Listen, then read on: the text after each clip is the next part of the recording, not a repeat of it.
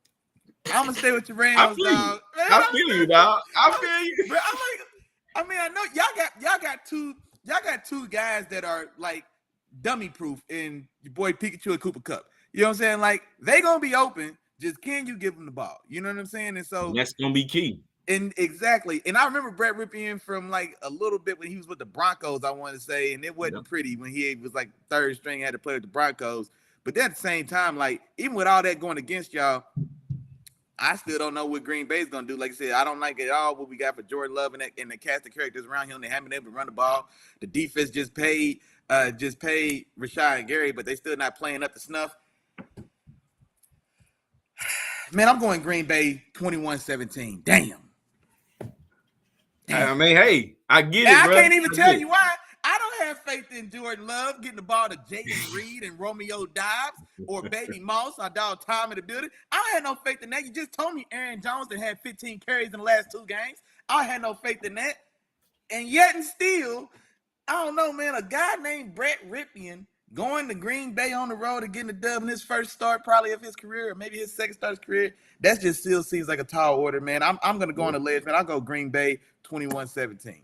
Yeah, and it is a tall order, Willie Jack. I mean, it's hard to pull something off like that. You know what I'm saying? So we rely heavily on Matthew Stafford as a quarterback. Like I said, I would feel more confident in us being able to take this W in this game if he was a starting quarterback, but you know he's not. So we gotta figure out a way. Sean McVay, I need you to pull something out the you know what I'm saying, out the archives, man. I need you to pull something out, man. So that's what I'm looking at there. And then real quick, man, some of those members got some picks in there, man. Our dog Isaiah, man, he said he's taking Green Bay by 6. Okay, he said Green Bay by 6. I wonder what the spread is on this game as well. I would imagine this is a 2.5 point spread. I wouldn't think this is a wide spread, but he's saying Green Bay by 6. And then last one, man, my dog Jarrell, man, Green Bay puts too much faith in Jordan. He'll not be pulling through. They need to get when we see those backs. Okay, and I see you saying there, yeah. So Jordan Love doesn't look like he can kind of carry in position to kind of elevate that team, and so take a lot of that pressure off and kind of force feed those backs. Okay, I ain't mad at that. Absolutely. All right, Willie Jack. Let's keep on pushing, dog. We got Washington going to New England to take on the Patriots. Who you got in this one, big dog? Oh man, come on, man. You know I'm going with man. Matter of fact, it's time for a nickname for my dog Sam Howell, man. Okay. Man. It's time for a nickname, man. Slinging Sammy. You know what I'm saying? Howling Hal. You know what I'm saying? Like, you know what I'm saying? Matter of fact, if you're in the chat right now, man, I'm taking applications. Drop it in the chat, man. Somebody give me a name for my dog Sam Howell, man, because he out there putting that thing. He out there lacing that thing, man. So I'm taking Washington. Now I'm not gonna lie. This is a game that I do expect New England to find a way to make it ugly and keep it close. This is exactly one of those games. New England is at home. They are playing better. They're still not playing great ball, but they are playing better for sure. And I think that, like I said, Bill's going to find a way to make this one tough.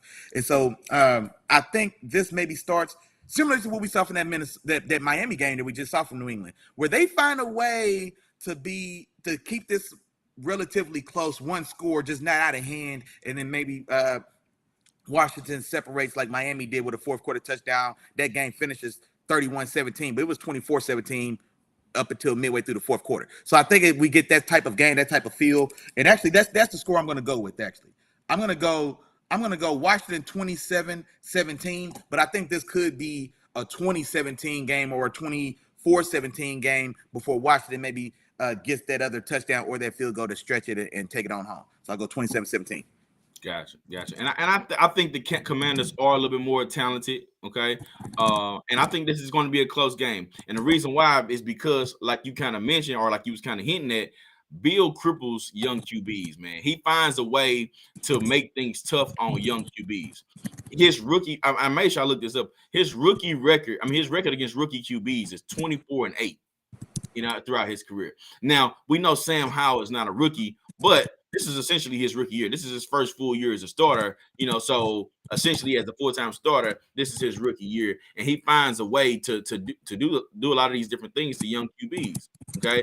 And here's the other part of that. The Commanders throw the ball a lot, which that will feed right into what Bill Belichick likes to do, and the defense, the way that it's constructed by the New England Patriots. He's averaged over 41 pass attempts a game in the last 5 games. I think he threw it like 50 sometimes last game. So they're really, really throwing this ball. This is also going to be a test for Bieniemy and what he can put together in this game. But on the other side of that, I think this could be a big game for Ramondre Stevenson. Go ahead and sprinkle this. And actually, for Ramondre and Ezekiel Elliott, I'm going to put them together on this one. Over 150 rushing yards for them guys together, and at least a couple touchdowns. You know what I'm saying? I don't know where they're coming from, but them two together, over 150 rushing yards, 2 touchdowns. I think the Commanders weren't good in the beginning against the run, but then now you get rid of Montez Sweat and Chase Young. Yeah, I feel like Bill Belichick is going to be screaming at Bill O'Brien, say, hey, man, we're running this ball. This is what we're doing today. This is what we're doing in this game. You know, so we're going to do it until they stop us. So I think they're going to put together a game plan like that, which is part of the reason why I'm going Patriots in this game. I got Patriots in a close one, 24-23 at home, coming away with this victory, my man. Hey, I'll tell you what, I like that, Chop. And you know what? And I didn't even take into account, like I said, they just moved both their stud edge guys in Sweat and Young. So, yeah, man, that D-line, which hadn't played up to the quality of the names that was on the D-line, but yet and still now you get rid of those 2 guys as well. So who's going to fill in those spots as well? And so that's actually a good observation, man. Then our dog Isaiah in the chat, man, he's also taking New England with the upset, man. He just likes his eyes against Bill against young quarterbacks, and man, can't never argue that. I think Bill's like 23-2 or something like that, like quarterbacks in their first 2 years. It's some type of crazy stat. I know he was undefeated against rookie quarterbacks for quite a while before somebody broke that streak. 24-8.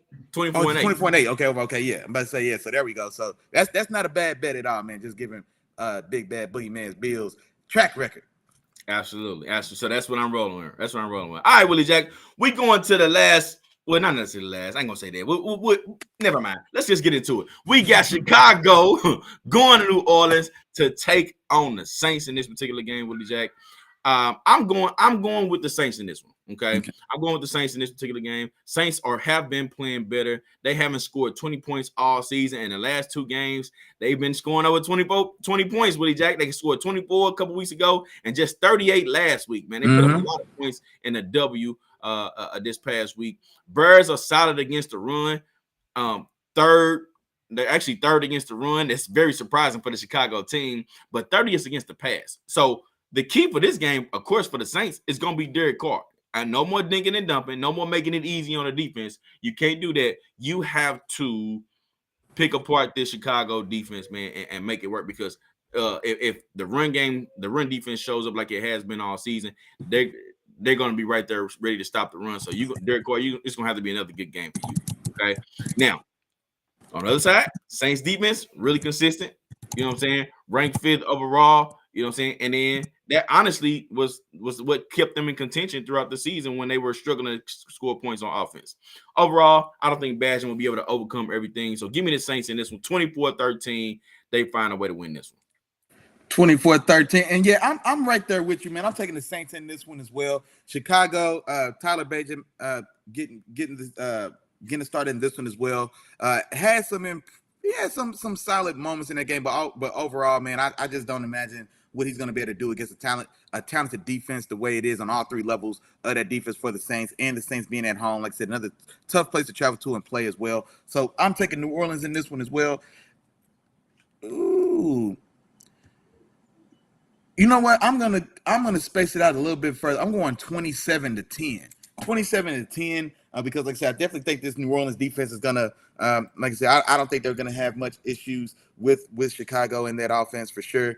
And then, like I said, on the other side, man, New Orleans, just like you said, man, New Orleans has found some offense here these last couple weeks, especially stretching the field with your dog, Raheem Shaheen. And so let's say if they can get it, it only takes one. He's one of those guys like, man, we only got to hit him one time, and that's a 60-yard touchdown if we hit the right one. You know what I mean? And so when you're playing ball like that, Alvin Kamara affecting the offense on both sides of it, running and passing, rushing and receiving, getting touchdowns both ways in this last game. Taysom Hill is your goal line back now. He's punching them in from 1 yard deep. And so, like, they've got a lot of things going now finally with that Saints offense. So I'm going the same way, man. 27-10 New Orleans to get it done.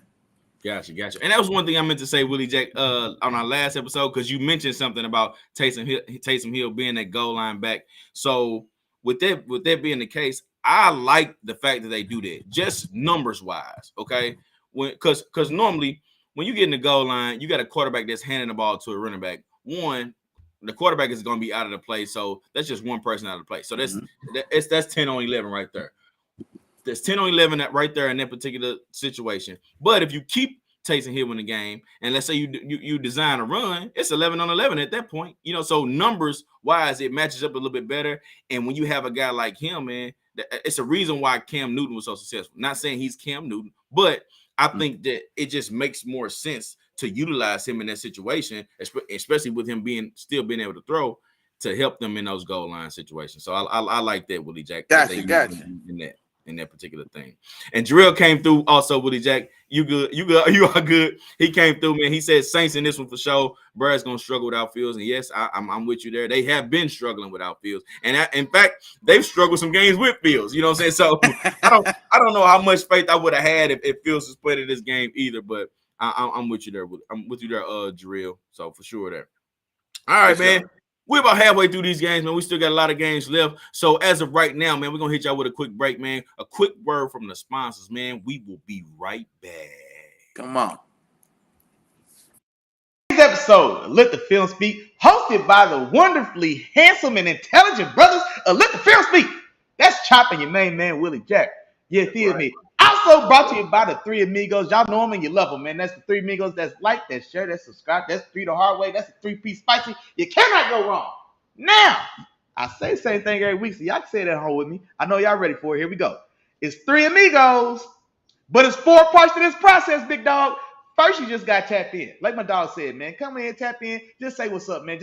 Just holler. Hey, what's up, Three Amigos, man? Like, share, subscribe. Hey, Chop, man. Willie, man, what's going on, man? It's cool. I sit on the couch. For sure. Y'all got something cold to drink?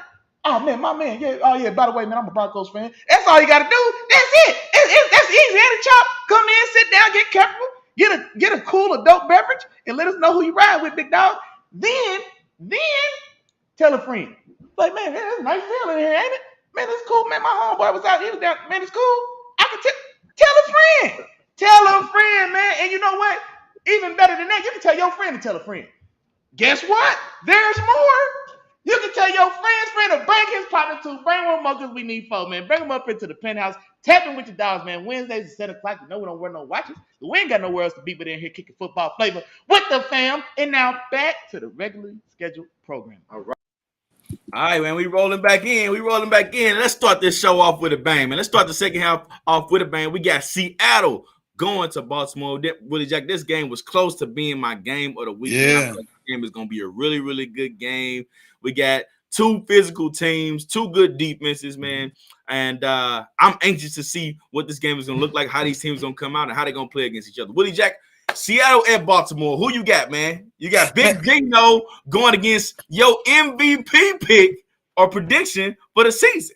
I'm curious to know which side you landed on. You know what I'm saying? Is it heads or is it tails? I need to know, big dog. Man, I'm not gonna lie. This one, just like you said, man, this one really was it was in the right for that game of the week, man, because this is, like I said, just a great matchup. You got Seattle leading the NFC West. I'll keep saying that while they're doing it. And my dog, Big Gino, like I said, it hasn't been quite as clean, but man, they're playing winning football. They're traveling on the road to Baltimore. Tough place to play.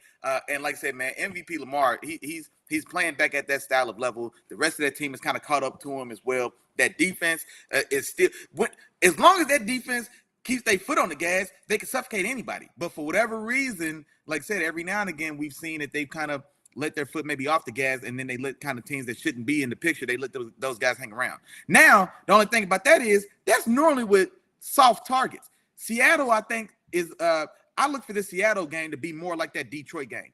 Baltimore's geared up, they're ready to go. They got another varsity opponent, and they're singularly focused to make sure that they impose their will.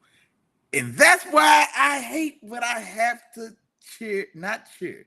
I hate when I have to go for the Purple Birds, man. And I hate to have to do it against my dog, Big Gino. But going on the road, man, to play that Baltimore offense and defense to where they're playing, that's just a tall order. That's just too tall an order. I'm going Baltimore in this one, begrudgingly so, and I'm going to say 27-23. I think this is going to be an excellent game to watch, though. I definitely do. Defenses generally travel. I do like the addition of Leonard Williams to the middle of that Seattle defense, even though I think they paid a premium to get him there. But I think him coming over from the Giants now to help solidify that interior defensive line for them, I like that move. Devon Witherspoon, man, the big guy, the guy on the back end, man, he's been out there laying wood. So I think it's going to be exciting to see him. He'll have an opportunity to maybe get a shot at Lamar on the edge, and I want to see what happens, man. Does he get shook at his socks, or does he get to put some wood on Lamar, man? So I'm excited to see that as well. Then as well, man, Jamal Adams. They've got, we know those names, man. They've got a lot of guys over there that are ready and anticipating this style of smoke. This is right up their alley, man. So definitely excited to see this one. But I think Baltimore being at home, I think the home field does play a big part in this one as well. 27-23 Baltimore. Gotcha, Willie Jack. And I was hoping to get a game up on you on this one, man, but I'm going Baltimore too, man. Yeah. I want Baltimore as well. And here, I like this game because I think this is going to be one of those physical defensive style of games. You know, so it's going to come down to tough play and who can make the least amount of mistakes. I think that's ultimately what it's going to come down to. The strength of the Seahawks right now, or the strength of their defense is on the outside. Okay, they've been struggling a little bit in the interior of their defense, and I think that's part of the reason why they brought over Leonard Williams. Okay, I think we talked about that in the last show, but they bring over Leonard Williams from the Giants, and I think that's what they want that to do is help strengthen the interior of their defense. And where does the Baltimore Ravens like to attack? The middle of their defense. When they run the ball, they like to run in between the tackles. You know what I'm saying? And when they pass, and a lot of times you'll see Lamar Jackson hitting those crossing routes and looking for his guy, his main man, Mark Andrews, you know, over the middle of the field. But like I said, that's where the Seattle Seahawks have struggled throughout the season. So we'll see if they can make the correct adjustments in order for them to be successful in this game against Baltimore, because I think that's going to really be key for them. On offense, everything is in place for the Seattle Seahawks, though. You know what I'm saying? Everything is in place, but Geno has to have a good game. Geno has to play clean. He has to play a no turnover type game, make key throws in key situations. I'm talking about big time throws. He's going to have to hit some throws under pressure. He's going to have to do all those different things for the Seattle Seahawks to be able to win. He's going to have to step his QB play up. All right. This is the game where you showcase those skills. Kenneth Walker has been lights out all season long. He is a guy, I think we talked about a few weeks ago as well. Yeah. He's a guy, he's for real. You know what I'm saying? He's one of them ones. You know what I'm saying? So I think that Kenneth Walker is definitely going to play a role in here, but I think it's ultimately going to come down to Geno. But Kenneth Walker can help Geno by opening up things in their run game. So I'm there with that. Oh, yeah. Okay. Like I said before, Ravens is a run first team. That's what they like to do. Their defense is still one of the best. You know what I'm saying? And I think ultimately that's what's going to make the difference in this game. I have more trust in the Ravens operation and what they're doing on defense, and Lamar Jackson's how he's been playing all year on offense. And like you said, Willie Jack, Baltimore is at home. So give me Baltimore at home. I got them winning this game 26-20, man. And a dog fight. It's going to come down to some key things. And this is actually couple more nuggets. It's gonna be a different type of nugget right here. This is gonna be your Justin Tucker game right here, man. Give me 4 field goals for Justin Tucker this week. If you got him on your fantasy team, of course, I know you're playing him because you know what I'm saying. That's just like Patrick Mahomes. Patrick Mahomes ain't on the waiver wire. He is on somebody's team. But if you're doing DraftKings, though, you know what I'm saying. If you're picking up some players, this is your Justin Tucker week. I say 4 field goals this week, man. He might hit 2 for over 50 to help them come out with a W in this game. That could be the difference in this type of game. And so give me Ravens at home 26-20, big dog. Okay, and you know what, man? I think your boy Justin Tucker probably due for a big game. He ain't been as sharp this year, man. He hasn't been as sharp this season at all. So maybe he's due for like I said, man, one of those big kind of game-changing kicks, or one that kind of, you know, reminds us of who he is, man. Like I said, it just hasn't. I think he's missed 4 kicks this year to this point. I haven't looked to see how many he missed, but he has missed a few. Yeah, he's missed a few, quite a few, especially for him, and especially for this relatively early in the season, man. So if he has a big day, then yeah, that's definitely gonna be trouble. And I'll tell you another matchup, man. This would be a perfect game for DK Metcalf to show up. Like, I feel we just haven't seen. I'm with you there too, Willie Jack. I'm with you there. This could be a game that if Seattle wins this game, I think it's gonna have to be. You touched on Kenneth Walker, because you've got to make Baltimore respect your run game, because they love to just pin their ears back and start just sending the house at guys. You know what I mean? And so you've got to make Kenneth Walker. You need that running game and Kenneth Walker to kind of make them respect that run game and kind of slow those dogs down. But then at the same time, in the physicality of this game, in the run blocking aspect, and also in the premium matchup with him against Marlon Humphreys. Marlon Humphreys being a very aggressive in your chest style of corner. And then who wins that matchup as well? So if Seattle pulls this off, I think DK's definitely got to show up. For sure. I'm with you there, and I would love to see that too. Love to see that. Quick update, man. Quick update. Of course, we got the Germany game going on, and Miami is finally on the board, man. Miami ends up scoring a touchdown on a deep pass to Cedric Wilson Jr., man. He hits a pass in the deep of the end zone. So now the Miami Dolphins are now just down 14 points. They still have a chance. It's late in the third quarter. I think we got a little bit over, they're showing a replay now, so we got a little bit over 2 minutes left in the third quarter. And Miami Dolphins just forced the fumble on Patrick Mahomes, man. They get back there, they get home, they forced the fumble. So I'm trying to see if they end up recovering it. Yes, they end up recovering it, man. So now we got a game. We're in the third quarter. It's 2 minutes and 12 seconds left. It's 1st and 10. Miami has the ball on the Kansas City Chiefs 27-yard line, man. So we 1st and 10 there. So yes, we got a ball game, man. Miami has a chance to punch it in. This is a key drive for them. So if they go ahead and punch this ball in, then yeah, like I said, we already got a ball game, but it's really gonna be a ball game. Then they can make this a 1-score game for sure. So we'll see what happens there. We will continue to keep y'all updated on that game, man. So y'all stay in with us. No we doubt. Got y'all, man. We ain't gonna leave y'all hanging. On to the next one, Willie Jack. We got Tampa Bay going to Houston to take on CJ Stroud and those Texans. Willie Jack, who you got, big dog? Hey, come on, man. Tom, where you at, man? I'm rocking with my dog, Terrible Tom, in them Houston, Texas, man. I'm taking Houston. You ain't going with Big Bank? You ain't going with Big Bank? Hey, man. Hey, see, I got faith in CJ, man. The Buccaneers, they've slowed down a little bit, man. They've lost a little steam that they came into the season with. They found a way to win. I want to say the 2 of those first 4 games they played, they were underdogs, and they found a way to kind of get it done. Baker playing clean football and just not getting in the way of victory. And then since then, they haven't necessarily played much worse than they were playing, but now they're just falling short, though. They still don't have enough to actually take them over the top. And like I said, man, and I'm just really impressed with this Houston Texas team, this young team that they are. Now, that's notwithstanding, like I said, the letdown, so to say, last week against Carolina. But that aside, this Houston Texas team has a lot to be I guess, excited about just with that young nucleus. You still got CJ Stroud, of course, Nico Collins, the younger guy there. Tank Dell could be your explosive guy. Damian Pierce sprinkles in a little bit there. And then also, man, they're finding a way to be stingy enough on defense as well. I mean, it's just they're more so the sum is greater than the parts. That's a good example for them. Because individually, they don't have any just one person on this team that just says, oh, this is just a lights-out dominant player. But they just play well as a young, excited group. And like I said, they find a way to get done. I really like what D'Amico Ryans has going there as far as just molding this nice young team. And like I said, man, Tampa Bay just feels like they just don't have any – I just don't feel like they have it. There's no spark there. The running game is completely non-existent. Mike Evans is so up and down, and then Chris Godwin is I almost forget about him until times like this where I got to remind myself that he's also on this roster. So there's just not a lot there that I'm confident in offensively, and I just feel better about C.J. Stroud and his passing offense, just being able to move the ball and get points on the board. I'm taking Houston at home, and I'm gonna go 24-20, Houston getting this done. Tom, I hope you're in the building, man. I'm taking your dogs now, because if they let me down, I'm putting this one squarely on you, bro.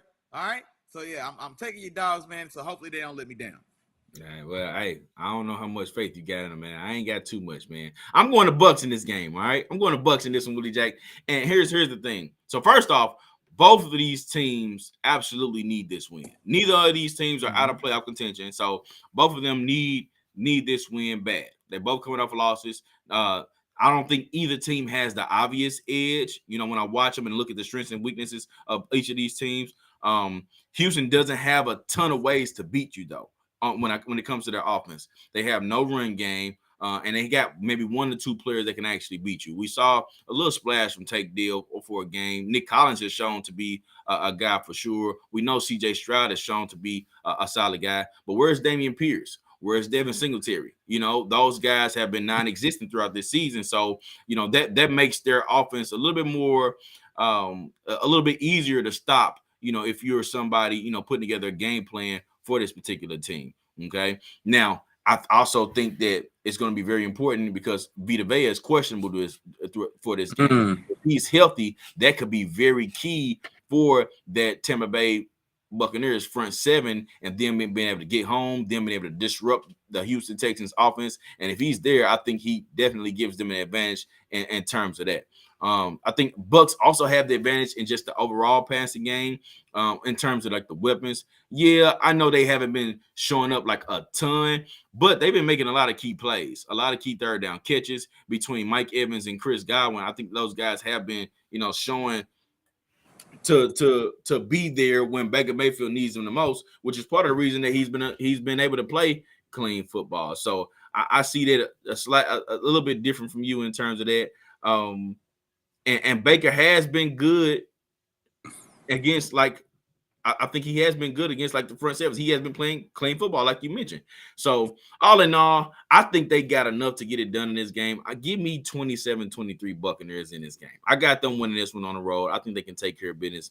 I think they make a few plays to those receivers on the outside. So that's who I got in this game. Man, give me Bucks. At this. What is the world coming to with my dog Chop is taking Big Bake to get a road win? And I'm not even riding with my dog, man. Look, what's going on, man? What's going on? And then Tom, man, he likes the decision as well, man. I'm giving you a chance, bro. You've been telling me these Texans is coming. I'm giving them a chance, man, to see if they can keep pace with those Jaguars in that AFC South, man, and see if they can still keep a little pressure, make it interesting. So I'm giving y'all a chance today, man. Don't let me down, Tom. Don't let me down. All right. Well, we're gonna see, Willie Jack. And I don't know what the world coming to, man. I just this is what I've seen, man. This is what I've been seeing. I think they can pull it off. I just think they are honestly, overall, I think they are the better team. I think CJ Stroud is honestly the better quarterback. But in terms of the overall, the team, I think that's how the Tampa Bay Bucks can get their advantage. But I am banking on Baker Mayfield to just play clean. If he can play clean, they'll be fine. But if he can't, yeah, I don't know, bro. I don't know about that one. So we have to see. For sure. On to the next one, Willie Jack. We got Indianapolis going to Carolina to take on the Panthers. I'll jump into this one first. The Panthers coming off their first win, man. They all had to go, and they got their win last week against the team we just got done talking about, against Terrible Tom and the Houston Texans. They got their first dub. Bryce Young played probably his best game of the season, and that defense played pretty solid against the Texans as well. They played pretty solid, didn't give up too much. But I think Colts are a much better team. This is going to be a different matchup. Minshew and his offense, if they're not doing nothing else, they're scoring points, okay? They haven't scored less than 20 points, all season. And if the defense struggles, even if the Colts defense struggles, I still don't have too much faith that the Panthers can keep up with the Indianapolis Colts. So with those things being said, I'm going Colts in this game. But I will say this though, Minshew has to eliminate mistakes. This was crazy. Minshew has 5 interceptions and 4 fumbles in the last 3 games, bro. Ooh, that's ugly. 5 interceptions and 4 fumbles, bro, in 3 games. That's crazy. He has to eliminate those because regardless, those things can give any team a chance to win. It doesn't matter who you're going against, whether it's the worst team, the best team. You have turnovers like that against in a game, you giving yourself a chance to lose for sure. So, but I got the Colts winning though. I think they cleaned it up a little bit this week.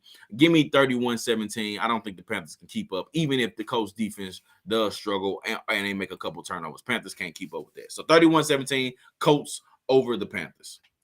No, I'm definitely I like the Colts in this one as well, man. I do like Minshew to score the ball, to find a way to score the ball. But I'm not gonna lie, man. I think that Carolina defense, I think they can be a little stingier. And just like you said, man, Gardner Minshew does show the propensity to give one or two to the other team as well. And so that could help a young opportunistic offense in Carolina. Like I said, they just coming off their first win. Bryce Young has settled into his comfortability with Adam Thielen. So if nobody else is going to get anything going, we have seen that Adam Thielen can be a spark for this offense and find a way to get in the paint. And so with a turnover or 2 from Minshew, man, I think this game does have possibility to be a little closer than it should be because of that. And so I'll still take Indianapolis to get it done, but I'm going to widen that. I'm going to shorten the margin of victory, though. But I'm going to go 27-23, Indianapolis still getting this done.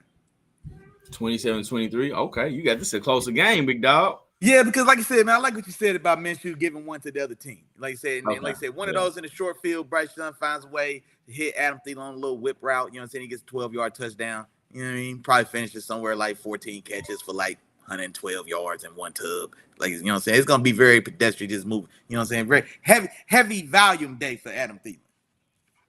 A little bit. Just a little bit. Just a little bit. And also, and Chop, I meant to tell you as well now, because I reminded myself to check my little fantasy lineup, and I've got either Ramondre Stevenson or Brian Robinson in the same game, the Commanders and the Patriots now, and I'm going, which is an ugly choice. Anybody who pays attention to fantasy, you know my running back room is ugly right now. But because you told me that Ramondre Stevenson is gonna be, he's gonna be a part of a running back room that's going for 152 touchdowns, I'm going Stevenson over Brian Robinson. But like I said, I'm choosing between fat and ugly. Like nobody wants either one of them. But that's the choice I got, man.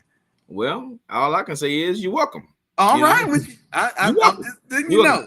I mean, if you want to get your thank you out of the way, you can do it on air so everybody can hear you say thanks, Chop. I appreciate it. Oh, if you come through, I definitely let you know. Yeah, I definitely let you know. But hey, man, we're dropping jewels today. Okay, we're dropping jewels. That's what's going on, dog. I already let you know what's going on. All right, Willie Jack, let's keep on pushing, man. We got the New York Giants going against the Las Vegas Raiders in the toilet bowl of the week, man. I don't know if this was your toilet bowl. This was definitely my toilet bowl, Willie Jack. So this is where I'm at with this particular game. Who you going in this one, dog? No, definitely a toilet bowl. But I tell you what, man, I'm taking the Giants. I'm taking the Giants on the road. I can't, man. Look, I'm taking the Giants on the road. Man. No. You know what, man? I forgot, man. Man, I'm acting like we ain't got a burr on the sideline, man. I like Antonio Pierce. I like him as a player, and so I like him as a player when he's with the Giants. I like that Giants defense. I absolutely hated Eli Manning back in the day. I just couldn't stand him. But that defense was legit, man. Michael Strahan, Antonio Pierce, Umanure, and those guys. And some of y'all wasn't even watching football back then, man. But don't worry about it. But I like Antonio Pierce. I like just the influx of just new blood they've got. They're letting the young kid Aiden O'Connell rock out. Devontae Adams that came out, he's fully on board, and he said he's ready to run through a wall for Antonio Pierce as well. And so maybe this is you get a now. This Giants defense is playing tough, and so they've struggled to find a way to get DeAndre Hopkins. Or excuse me, not DeAndre Hopkins. They've been struggling to get Devontae Adams the ball. And they haven't been able to run the ball essentially all season. And so you get the Giants coming in. Dexter Lawrence playing like an absolute animal coming off this last game where he injured 3 Jets O-linemen. Kayvon Thibodeau had 3 sacks. So all of that does bode trouble for them. Damn, I'm talking myself out of it again, child. Hey, I'm starting thinking like, hold on now. Who you going for again? But this is the part as well, though. The Giants can't score more than 6 points on offense. They can't. Oh, don't worry. The $40 million man is back. Oh, I'm definitely going to Rams. Now I'm good. See, I was shaky, but now that $40 million Danny Dimes is back, give me Aiden O'Connell and the Raiders to handle business at home. I'm gonna go 20-10. Antonio Pierce getting his first victory as a interim head coach as the Las Vegas Raiders. Let's do it. I got you. And Willie Jack, just because you did that, I'm going Giants. I'm going Giants just because, you know what I'm saying? Not a ton of reasons, but I do got a couple reasons. I did go through and look at some of this. So, one part of what you said, the Giants defense has been playing well the last few weeks. Oh yeah. So I like the way they've been playing and going in this game against a run offense that's been struggling and a rookie quarterback. It just, the advantage goes to the Giants defense for sure in terms of that. Now, the Raiders, of course, also on top of that, was atrocious last week. Now they get rid of a lot of the problems. They got a lot of coaching changes, but that's the part that scares me because a lot of times teams come out fired up after they get rid of their coach. Man, for some reason, I don't know what's going on. They get rid of a lot of coaches or whatever out of the locker room, and the team just look like a new team. They look like they may mess around, be Super Bowl contenders that following week. After that, they kind of fall off. But that following week, though, That's a hard team to beat. So that's the part that scares me. Mm-hmm. But I'm still going Giants in this one. I'm still going Giants. I think Daniel Jones, for all his work, he still is going to provide more to this offense than DeVito did when he came into the game. This offense had -9 net passing yards. Okay. Now, of course, that's with all the sacks and stuff like that. They lost a lot of yards through sacks in comparison to the passing yards. So they had -9 net passing yards last week. I don't think they come into this game with this one. And then they also still had at least a positive on offense. And the positive was Saquon Barkley's game. Saquon Barkley was still there, still had a solid game. I still think we lean on Saquon a little bit more, hopefully, if they smart and not try to run Daniel Jones. But either way, I think the Giants have the advantage in this game, and I'm giving them the win in a close win. The Raiders offense look a little bit better with Aiden O'Connell, and I'm going 20-17. And I looked this up. The last time Aiden O'Connell was a starting quarterback, he got both. I think he got Devontae Adams and no, he actually 10 targets to Devontae Adams. I think Devontae had like 7 or 8 catches. Okay. And Jacoby Myers also had a decent game and had a touchdown too. So I expect those receivers to have better games. So I expect them to at least have a better offensive performance. So I'm going to go 20-17. Giants win on the road in this one, big dog. Okay. And in day one game, Jarrell, man, he's also taking your Giants to get a dub today. And he kind of like you mentioned before, man, he imagines that the Giants is going to turn around and just force feed Saquon all day, man, to get this dub. And so, and man, that may be a way to do it, man, because like I said, outside of Max Crosby, that Raiders defense doesn't offer much resistance. And so, I'm not mad at that at all. Gotcha. All right, Willie Jack. Last game before we get into our games of the week, man. We got the Los Angeles Chargers going to New York to take on the Jets, man. And I'm gonna start this one off, Willie Jack. I'm gonna go ahead and go Chargers in this game. I'm going Chargers. And I am, interestingly enough, I think this could be a weirdly entertaining game. And the reason why I say that is because one, okay, we know Jets coming off that hard-fought win where their defense was playing lights out. Now they were going against the third-string quarterback too, and they couldn't do nothing. And they did give up a little bit on the run, but they still played lights out in this game. But their offense can't score points. You know what I'm saying? So they do have an opportunity in this game though, because the Chargers are dead last against the pass. So that gives Garrett Wilson and Zach Wilson at least an opportunity. Okay, so they have an opportunity to possibly make some plays, and do some things in a passing offense, which has struggled throughout the season. Okay, the Jets defense can also get after Herbert, and what we've seen and what we talked about, Herbert is not a agility type, sideline to sideline, make quick cuts type of elusive guy in the pocket. He's more he has the straight line athletic ability. So with that being the case, if they get a lot of pressure on him, I think it's going to cause a lot of problems for the Chargers and that offense, which could make this game very, very interesting. Okay. And then also they can match up a little bit better against the banged up offense.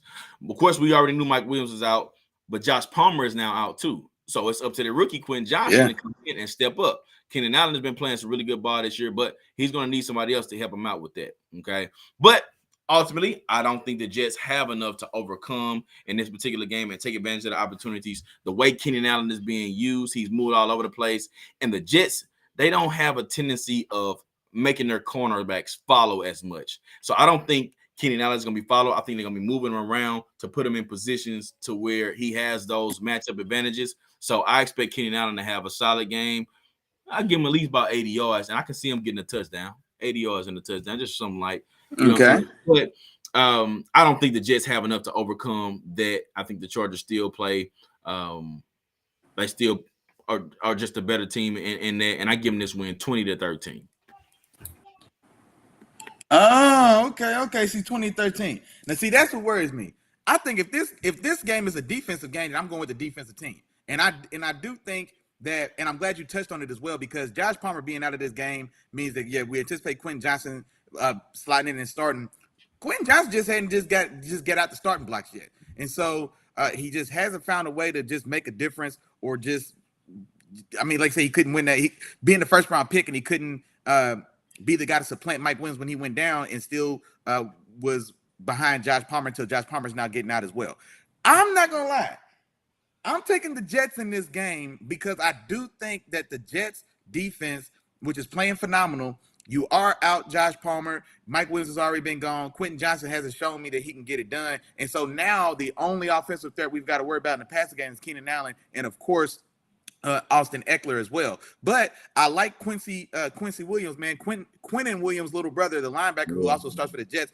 He's balling. He's an under the radar, or more or less an under the radar sort of guy, but he's playing damn good ball on that second level. And then, like I said, that front line of the Jets is really a strong suit as well. Jermaine Johnson, the first round pick, I want to say for 2 years ago out of Florida State, he's been playing well the last 2-3 games, and that's just a deep unit all across that front anyway. You still headed, of course, by Quentin Williams and All-Pro from last year.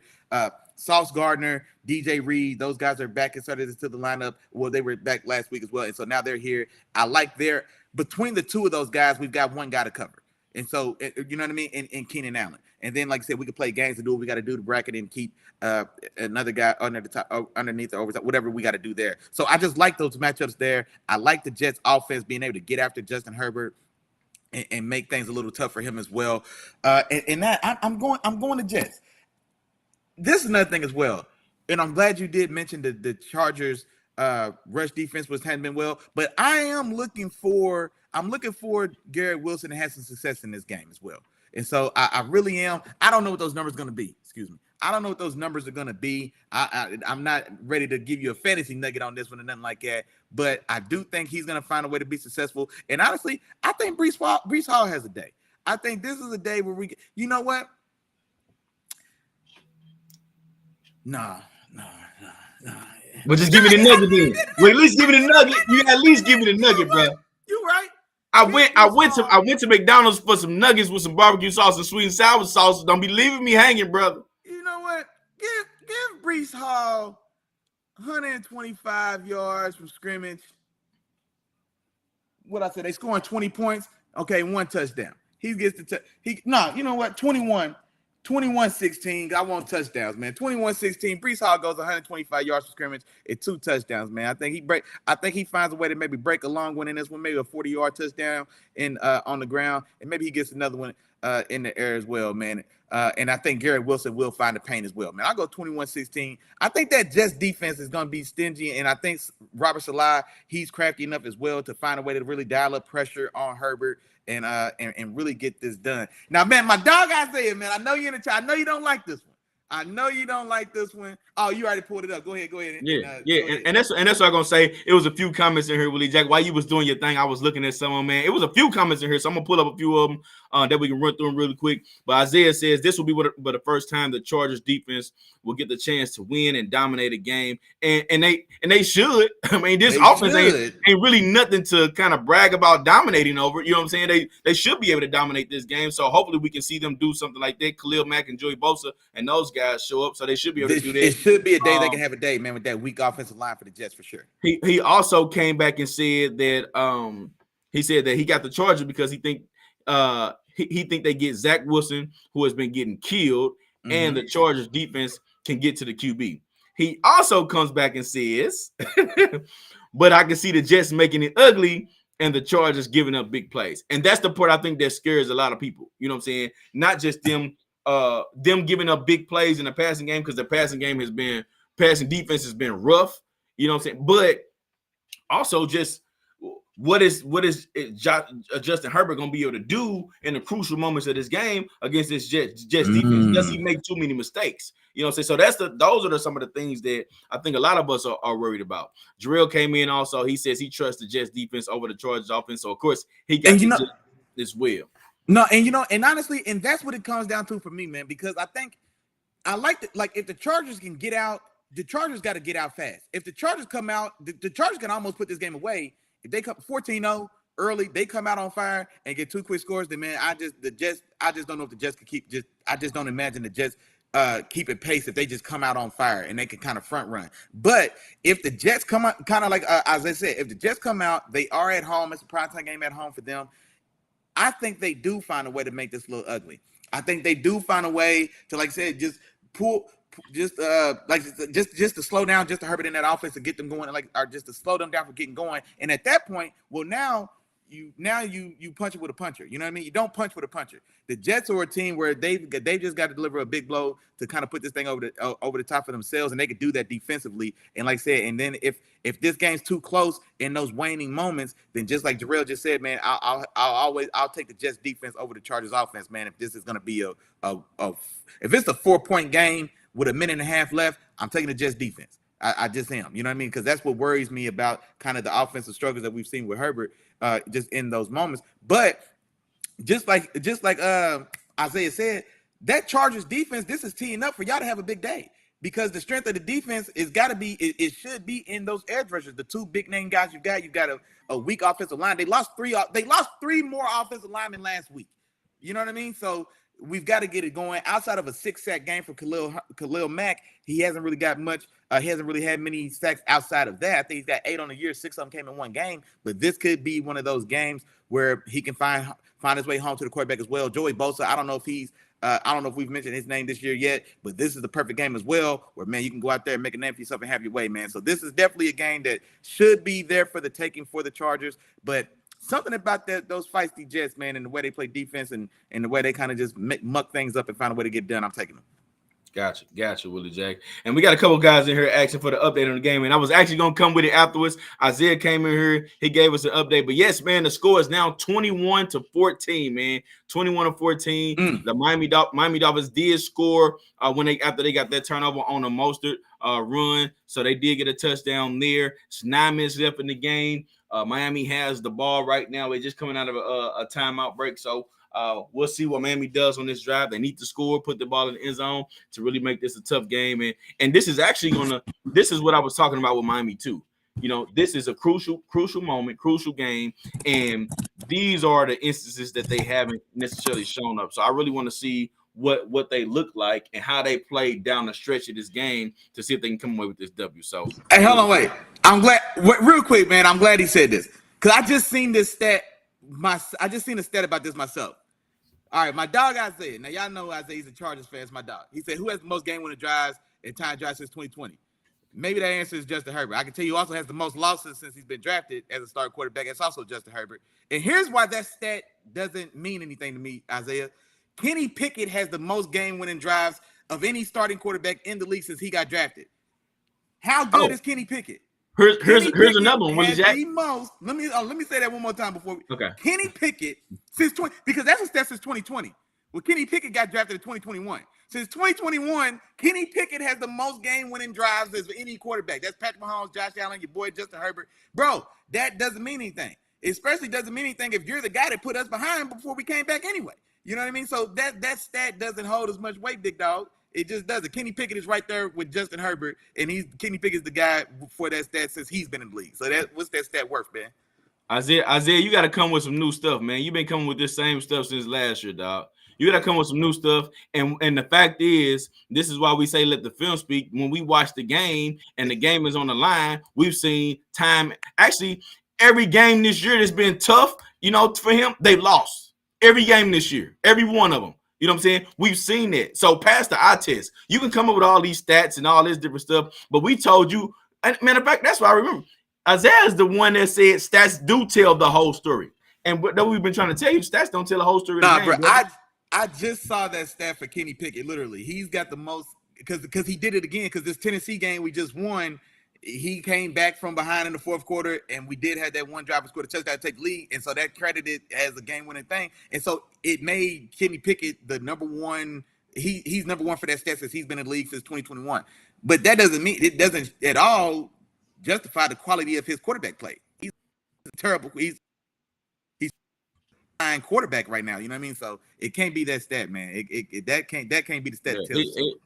The bottom line is we're not saying Justin Herbert isn't talented. We know he has all the talent in the world. And to be honest, he is still above average QB. You know what I'm saying? I think we would prefer him over a lot of the quarterbacks in the league. But to make him a guy, put him up in the same category, which is what you do with the Patrick Mahomes and all those guys, he got to be better. He's got to be better in certain situations. And he hasn't shown it. I'm a Justin Herbert fan, dog. But I keep it real too. You know what I'm saying? I know you're a Chargers fan, so you're gonna rock with your boys. So Wes, that's the reason why I'm gonna let you live, let you do your thing, bro. I ain't gonna spend a lot of time on it, but hey, it ain't it, man. Y'all, hey, we heard. Oh yeah, no, I'm about to say I'm glad he in there, man, and in the chat for sure, though, man. Keep him coming for sure, big dog. Gotcha. All right, Willie Jack, it's time to jump into the games of the week, big dog, and we're gonna start off with my game of the week, man. My game of the week this week is the Cowboys, the Dallas Cowboys, in a divisional matchup going to Philadelphia to take on the Eagles, man. This is a big game for both teams for two different reasons. Eagles right now, they sit atop the division at 7-1. Cowboys right behind them at 5-2. This is a game where the Eagles can either come out here and fully take advantage of this division and really, put a stamp on it and say, hey, this is our division, man, and make the Cowboys have to make up a lot of ground to get there. Or the Cowboys can really, put their foot in the ground and say, hey, we here. We right next to you now, big dog. You know what I'm saying? So now you got to go through your bye way. We're going to have to come. Right now, we got the tiebreaker. You know what I'm saying? So the Cowboys have that opportunity to come in and do that in this particular game. And I think this is going to be a tough game, a tough, hard-fought game. I think the biggest key for the Eagles is going to be the run game. They haven't had a 100-yard rusher since week 3. And I know that would be surprising for a lot of people because of the offensive line play of the Philadelphia Eagles. These guys are for real. But to not have a 100-yard rusher since week 3, something's wrong there. Something has to be fixed. Now, we know we had A.J. Brown getting off 6 games of, doing everything that he's been doing. He's been playing phenomenal ball for sure. But the bread and butter of this team is the run game. So I think the run game is going to be very important in this game against one of the better teams. And I think they need to make that a point of emphasis. Passing plays, if they do have to pass the ball or go into this game having to pass the ball a lot, I think that plays right into the hands of the Dallas defense. They have a great pass rush. The defensive backs can change games, as we've seen from DaRon Bland, which is their third cornerback, right? They had Trayvon Diggs, Stephon Gilmore. We knew they were the top 2 corners. DaRon Bland is their third cornerback. He's got 4 interceptions, and 3 of them went back to the crib. To the crib. So these guys can change games back there. And if you have to go out there passing the ball, that's going to play into the hands of them. And not only that, we know him, Hurts and A.J. Brown got this connection going on now, but we've seen throughout this season, Hurts been inconsistent and play inconsistent ball when he has to go back and pass the ball. He hasn't been, just lights out throughout this season. I know we look at, like I said, the stats from the last few games, but he hasn't been lights out. So if they have to do that, I think that spells trouble for the Eagles. Okay, so we'll see how that plays out. For the Cowboys, the biggest key will be, now stop me if you heard this before, Dak Prescott. Okay, Dak Prescott is going to be the key for them in this game. The Eagles are struggling against the pass. That's part of the reason why they went and got a guy like Kevin Byard. Got him to come over, and try to help out these defensive backs. Bradbury and Slay are not playing at the level that they were playing at last year. So they still got some things that they need to correct and do. And Dak, honestly, has been playing some good ball this year. And if y'all been watching Chopping Willie, no, not necessarily Chopping Willie morning, because it wasn't Chopping Willie morning. Let the film speak before the season started.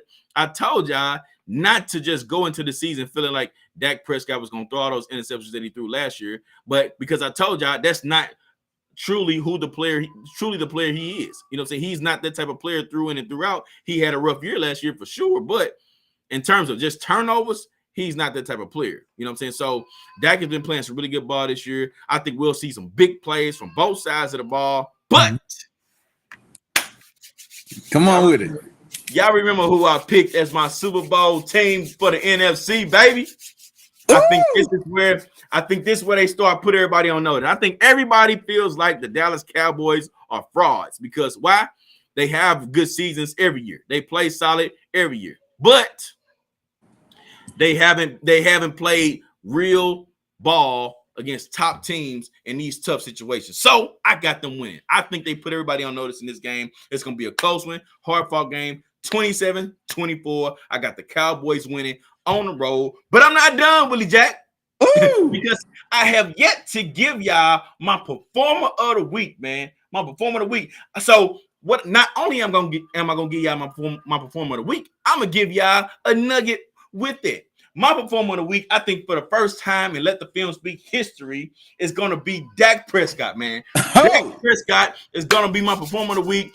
Over 315 yards in this game, 3 touchdowns, and give him 30 rushing yards on the ground, man. 30 rushing yards on the ground, 315 yards in the air, 3 touchdowns, which means my fantasy nugget is going to go to CeeDee Lamb. I got 8 catches, 108 yards. I'm going to be real specific. 8 catches, 108 yards, 2 touchdowns for CeeDee Lamb in this game, man. They come out, they show up big, that passing offense, they do their thing, and they come away with the W in this game. So wait, 8 for how many yards? 8 for 108. 8 for 108. 8 how for many 108. Touchdowns you give him? 2. Ooh, hey, I like what you did there. I like what you did there, man. I love the confidence. Man. Now, you know, of course, man, we got some of them Eagles fans in the building, man. Day one game. I know. And my bad, Drill. And my bad. Hey, day one game, Jarrell. He's definitely fired up in the chat, man. He said this his league, man. This they league. What y'all talking about, man? He's talking about those Eagles. He said basically what he tried to say is Eagles running this and y'all just live here. You know what I'm saying? That's what he said. And so he's talking this talk. He's also got some thoughts as well, man. He's not feeling the play calling. He wants them to get back to running the ball a little bit more, like you just said with Swift, man. The way Swift started this year, man, you just thought he was going 1,500 yards. You know what I mean? Right. But I'm not gonna lie, man. They kind of backed off that running game, and then AJ Brown turned all the way up. And so, man, I tell you, man, I'll take AJ Brown. Give me 130 and a touchdown or 2 a week, man. I'll take it all day long, every day, and twice on Sundays for sure. Let me see. He also had another good one, man. He wants to, I guess the best way he's thinking of handling Michael Parsons, go ahead and, like you said, man, make that running game a part of this game. Run the ball right at Parsons to, like I said, nullify that speed and make him play more of a power game. Okay, I like it. I like what he's got going there. And you know what? I'm a believer, man. I'm taking the Eagles. And I'll tell you why I'm taking the Eagles, because this is exactly the game that the Cowboys let you down in. It should be a heavyweight matchup, and it feels like this is where they kind of show up and crumble. Like I said, this is the Cowboys when they face the Niners. You know what I'm saying? This is that style of matchup where they just can't get it done. They just kind of it should be 2 heavyweights, and instead it looks like a JV and a varsity guy competing. I don't know, man. You said a lot of good stuff there. I did like what you say. I like your confidence. But if you tell me I got to put the church's money into Dak Prescott's hands, Dak Prescott is where we going? 315 and 3 touchdowns. You didn't give him any turnovers in this game. Hey, if you ain't going down swinging, what you doing? You ain't lying. If you ain't going down swinging, what you doing? You know what I mean? Look, I tell you what, going down, because you just going down. You just going down, bro. I'm taking the Eagles 30-20. I'm taking the Eagles 30-20, and I am excited to see. I want to see what this Cowboys secondary does with AJ Brown, because ain't nobody had an answer for AJ Brown in the last 7 games of this season. You know what I'm saying? And so DeRyan Bland, man, you've been doing a good job taking the ball away, taking it the other way.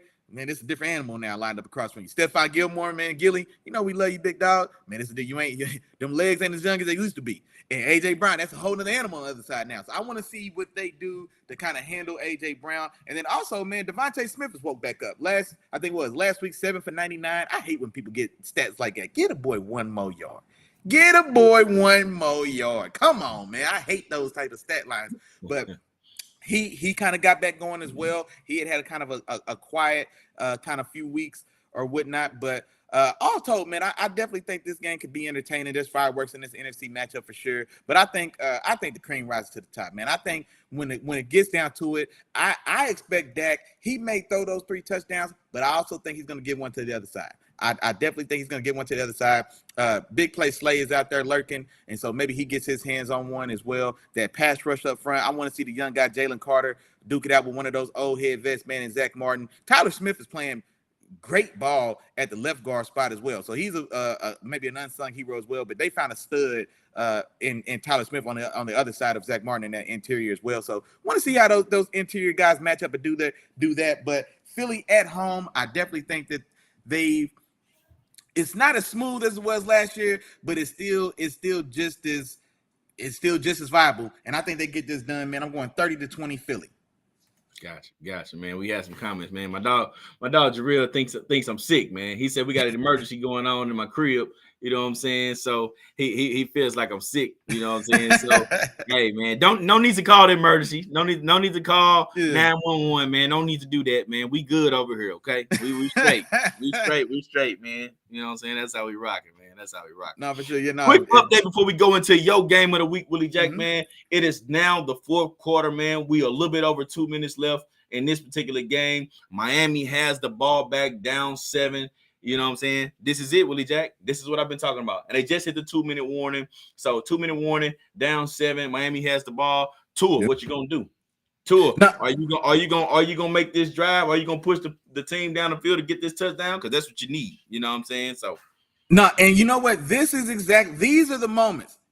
Isaiah, if you're still in the building, dog, these are the moments. Tua ain't been great. It hasn't been pretty, but there comes a point in every game where you've got to step up and be a guy. Tua, you got the ball at the 50-yard line. It's the 2-minute warning, and you got 2 timeouts. You got to get a touchdown. They on the 50-yard line, Jarrell. Jarrell said, what yard line? Raheem Mostert broke a 25-yard run, and they got to the 50. So now you're at the 50 with 2 timeouts, and it's the 2-minute warning. So you got a free timeout right now. So there's no excuse to it. Go be a guy. Go be a guy. This is where you got to be a difference maker in this moment right now. If you want to be one of those guys that's held to that standard, that's looked at it and talked about in that way, the way we talk about a Joe Burrow, the way we talk about a Patrick Mahomes, we know all those names, the same names we get tired of saying. You want to get in that room, you want to be in that group, you want to get in the club, you want to be in the VIP, you know what I'm saying? You want to watch bottles is at their table and not yours. This is it right here, Tua. This is it right here, Tua. This is where you got to step up and make the plays to get it done, man. So I'm anxious to see how this game finishes out. Man, who'd have thought, man, they're going to fool around and have an overtime game in Germany when the real football supposed to come on in 30 minutes. But what they doing? What you doing, NFL? I'm going to make a quick bold prediction. If they do score, I got Mike McDaniels going for it. They ain't no overtime. They're going for it right then and there. He gonna make I love that. Call. Hey, I'm here for all that. He gonna make a gutsy call and go for it, man. I'm gonna keep y'all updated though, man. It's on the commercial right now. Like I said, they in the 2-minute warning, so I'm gonna keep y'all updated on that. Keep y'all updated. I love that. I'm all for it, man. Go ahead, go get it, man. Go ahead, go get it. Take the game in your own hands. I like it. I ain't mad at that. Go ahead, take the game in your own hands for sure. All right, Willie Jack, go ahead, dog. It's on you, man. What's the game of the week? What's your game of the week, big dog? Man, the game of the week for your boy, man. I got Big Josh travel on the road to see Joe Burrow, Joe Beasley, Joe Burr. You know what I mean? So two of my favorites, man, they duke it out. They go head to head. And on this one, man, I'm not gonna lie. I've always leaned Big Josh, but at a certain point, man, the facts are the facts, man. It's Ken Norton and Ali. It's just sometimes teams just got your number, and for whatever reason, Buffalo can't figure out Cincinnati.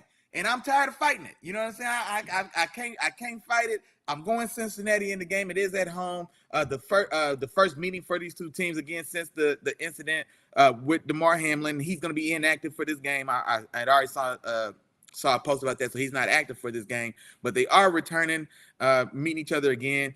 And honestly, man, this is just bad timing for the Bills because you did call Joe Burrow and Joe Burrow woke up. Joe Burrow will sleep at the wheel for about the first 5 weeks of the season, but not no more. He up, he active, and he looking for smoke, and he's out there dishing and delivering, man. And so I definitely think that this is still going to be an entertaining game. Look, hey, day one game's real, man. I'm not going to be supplying you. You be talking about my stuff, man. All right, Big Jill. I see you in the comments.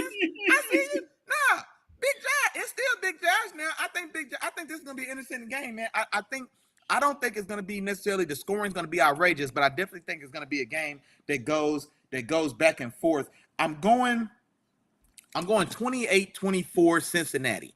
28-24 Cincinnati. And honestly, when I think about this game, I just don't imagine that Bills defense just stopping or slowing down the connection that we've been seeing here between Joe Burrow and Jamar Chase. And that's why my player of the game, my player of the week in this game, I've got to go Joe Beasley, man. I think Joe Burrow, the performance we just saw last week against those Niners, he was 19 for 19 in the first. He didn't throw his first incomplete pass. They was halfway through the third quarter, Chop, before he threw his first incomplete pass. You know what I'm saying? And so you got to be on point to be that on fire, man. The boy was on fire. He is playing with laser precision, man. And that's why I'm giving him all 4 touchdowns today, man. That's why I'm giving Joe Burrow all 4 touchdowns. Now check this out. Okay. Though. I don't think it's going to be I think it's 280 yards. I don't even think it's 300 yards. 280 yards in all 4 touchdowns, which also means I think there's a big day.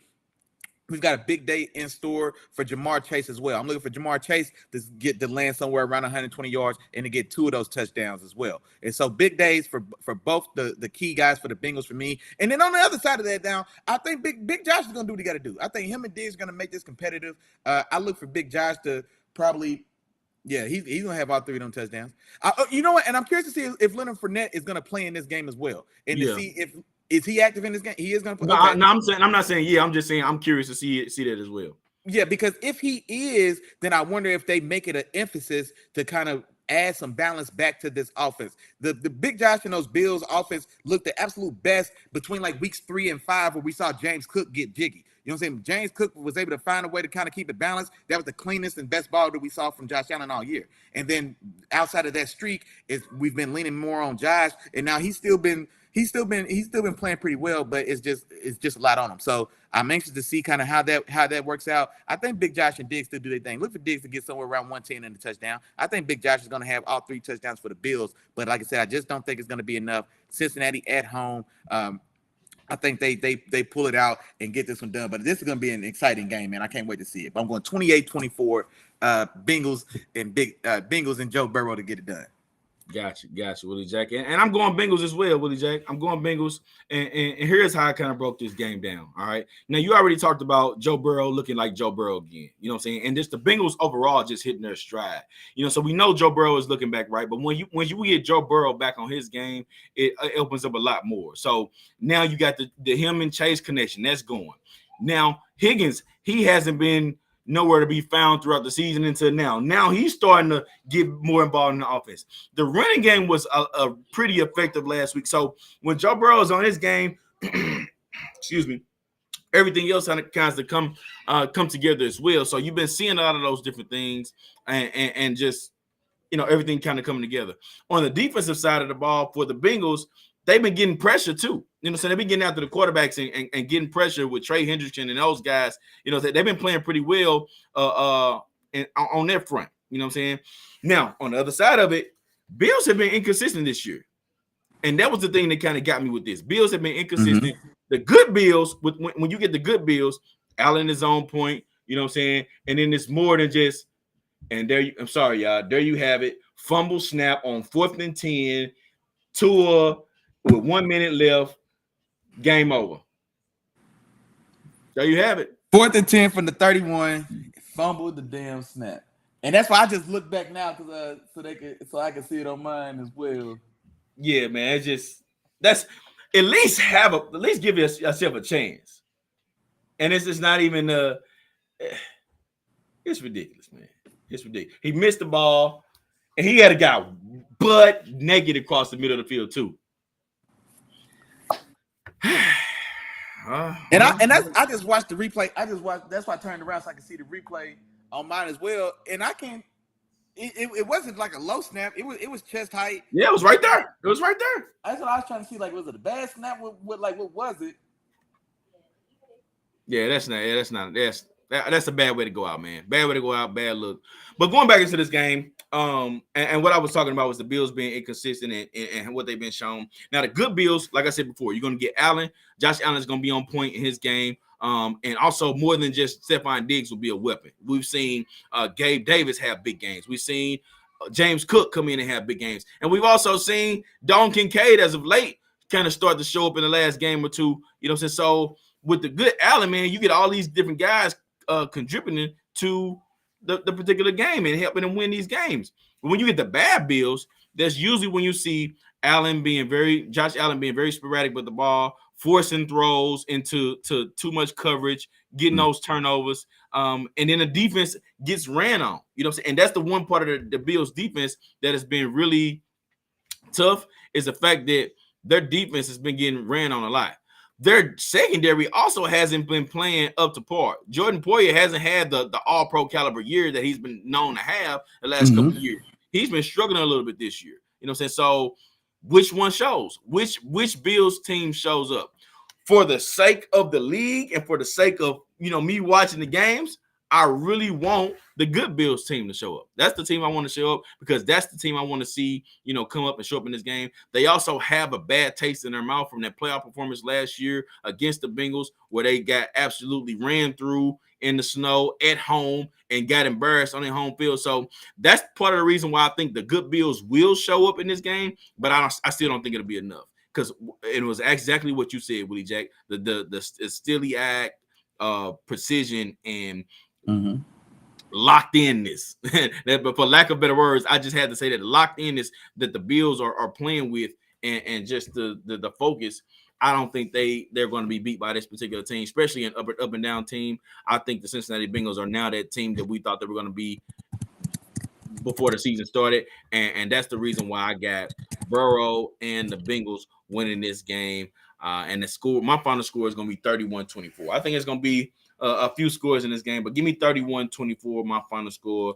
Bengals over the Bills. Okay, yeah, man. That's like I said, man. It's like you know what I'm saying. Pick between my two stepkids, man. Like it was tough on you, boy. It was tough on you, dog, man. But yeah, man, I had to go ahead and go with the Bengals in this as well. Like I said, man, it just seems like they just got the Bills number. And then, man, day one game, Jarrell, man, he's in the chase. Said this gonna be a get back game, and so I'm assuming.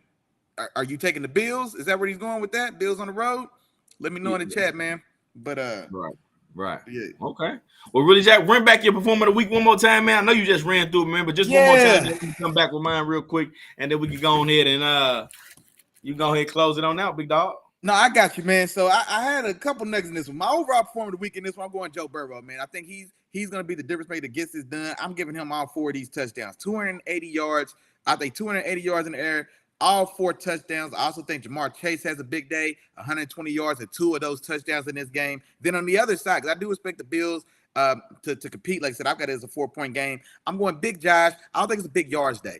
250 yards, but I am giving him, I think he's going to be responsible for all 3 of the touchdowns, maybe 2 to Diggs, maybe not 2 in the air, maybe 1 on the ground himself. And I think Diggs has a solid day as well. I'm going 8 for 110 and a touchdown for Diggs as well. So I know it was a lot of nuggets I put in this one game, but I really do think this one's going to be a very entertaining and hard-fought game. This is a playoff caliber game right here. Gotcha. And my performer of the week this week, of course, in my game of the week, I got the Dallas Cowboys quarterback, man. I got Dak Prescott, my performer of the week. I got him 315 yards, 30 rushing yards on the ground, 3 touchdowns, man, and a big win over Philadelphia in Philadelphia this particular week, man. I got Dak showing up or having a pretty good game, man. So give me Dak Prescott as my performer of the week. And don't forget now, he also gave y'all an extra nugget now. CD Lamb, he said, going to have a day. Oh, I did. I see what I say. 8 catches, 108. 8 for 108 and 2 touchdowns. 8 for 108 and 2 touchdowns, man. 8 for 108, 2 touchdowns. So, hey, man. Hey, there you have it. There you have it. That is it. That is all, man. We came, we saw, we conquered, man. And you know what, chap? They got 15 minutes to get them picks in. We gave some time. Minutes to get the picks in. I think we gave him plenty of time, Willie Jack. Yeah, for sure, you're right. So make sure y'all get those picks in, man. If you're in the fantasy league, ours or another one as well, make sure you finalize those lineups as well, man. Like I said, you got 20 minutes to do that. Other than that, man, hey, we appreciate all the love, support, the chat. Them members was in the building this morning, man, holding us down, man. Quick run through, man. Shout out to, man, our dog, man, Terrible Time Walker. He was number 1 through the dough today, man. We appreciate you. My dog Isaiah, man, hold it down for those charges, man. He said Noti Gang was in the building. You know, we appreciate that. Big Chef came through and hollered at your dog. Man, Big Jeff, player from the Himalayas, man. We appreciate you as always, man. Man, day one game, Jarrell, the fam bam was in the building, man. My mom, my sister, appreciate y'all as always. And who is it, man? I'm looking for y'all in the chat. I'm looking for you in the chat. Damn. Y'all know what time it is, man. I say the same thing every week. Y'all can say it with me at home. If I forgot to say your name, damn, my bad. But charge it to my head. Don't charge it to my heart. You know we thinking about you, big dog. We appreciate all the love, support, man. Appreciate y'all getting up and rocking with your dogs, man. And you know what, man? I remember Game Ball, man. Game Ball. And look who it is. If it ain't, I might make it Miles. I might have missed it, Miles, in the building. Well, damn. I tell you what. But you know what? Good thing about it, Miles, you ain't got to worry. Because what I tell y'all, man, you know what? Day one game, Jarrell know what's coming. Just like church, you ain't gotta be on time. You just gotta make it. Go ahead and sit down. We're gonna still send a plate. Don't worry, everybody finna get up and you finna get a collection plate come right by you, big dog. So we appreciate you as always. Hit my like button before you get out this thing, man. We appreciate you. Man, and then Game Ball, man, day one game Jarrell, man. Day one game Jarrell kept coming today. He was talking, he got to talking spicy in the chat now. Y'all got to talk about his Eagles now. He got to talk of that talk. He said, this his league, y'all just live here. This his league and y'all just play here. I love it. And so can't wait to see that, man. Shout out to Day One Game Jarrell. Other than that, man, y'all enjoy yourself. We gave y'all 18 minutes back before you had to clock in and watch the game, man. Get comfortable, send the wife and kids somewhere to do, find your favorite spot or your favorite couch, and lock in, man. Y'all have fun. Y'all be safe. Y'all get in that chat, man. The chat's gonna be open. We're gonna be live and active, man. So can't wait to talk to y'all there. Till then, we see y'all Wednesday. Peace. Peace.